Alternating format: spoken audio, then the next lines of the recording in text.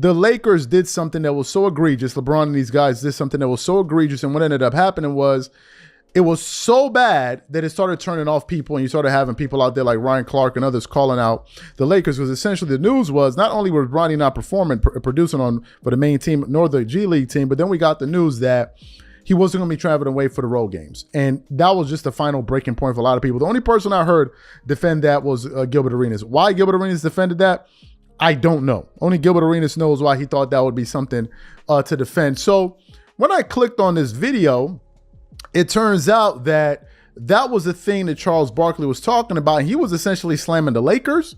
He talked about Bronny, and at the very end, he said, this thing is also making LeBron James look bad, this Bronny James story. So for those of you who didn't hear what Charles Barkley had to say, I want to play exactly what he had to say now, and then want to come back and give you guys our thoughts. Take a listen to what Chuck had to say here. Awful. I thought it was because it was so fun. I was taping that match with Ken Griffey Jr. about way before the season started. He was telling me him and his dad were gonna go out for that first game. And then I was with my foolish friends later, you think Bronny's going to make the opening day roster? I'm like, there's 100% chance. There's no way in the world Nike is flying Ken Griffey Sr. and Jr. out there, and Bronny don't get on the court with his dad. Right, and his dad's not going to let him play. First of all, that's a Nike commercial waiting to happen. That's waiting to happen.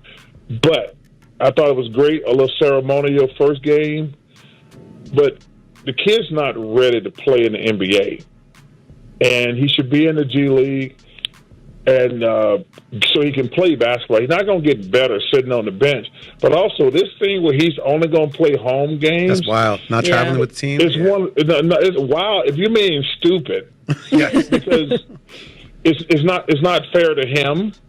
It's not fair to the team. Can you imagine a coach of that team, you come off a road trip and there's a player you ain't seen in a week or two, and then you feel like you probably got to play him.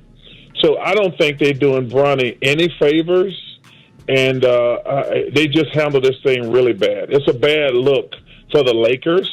It's a bad look for the Lakers. I actually think it's a bad look for, I really like everything LeBron's done, but this is a bad look for him, in my opinion. So you heard what he had to say.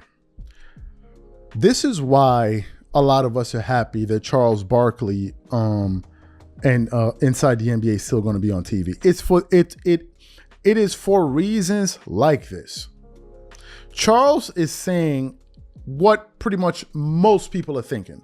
That number one, this situation is ridiculous. Number two, people don't like the fact that LeBron has given his son all of this. Look, it's already bad enough that a lot of people feel that Bronny doesn't deserve to be in it. That's already bad enough. But when you get the sense that Bronny is unwilling to go through the process, go through the proper channels, put in the actual work, it begins to turn off a lot of people that may have been at the beginning more, supportive of LeBron, and then it would force them to just say, okay, look, this is just wrong here. This is just wrong. Again, my question is, why is Bronny in the NBA to begin with? Because some people will say, oh, well, he wants to come into the NBA and fulfill his dream. Really?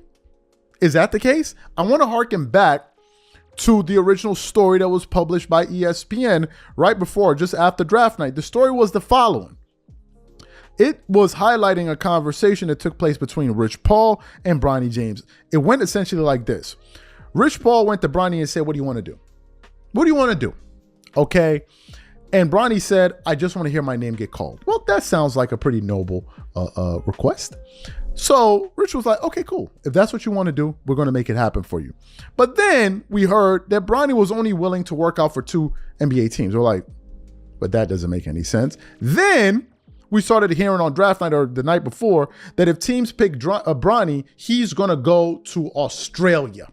Think about it. He's going to go to Australia, and it was at that point we knew that, wait a minute, this thing was a foregone conclusion that he was going to go to the Lakers. But nevertheless, the Lakers drafted him. On opening night, they had their moment. But after that, many of us were asking the question, which was, well, what comes next? What happens next?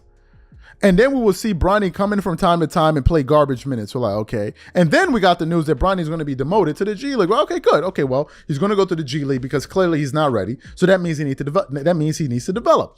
Bronny goes to the G League, plays 2 games, and then all of a sudden we hear Bronny's not going to be traveling with the road team, his G League team to travel on the road. And people were like, okay, this thing is now turning into a joke.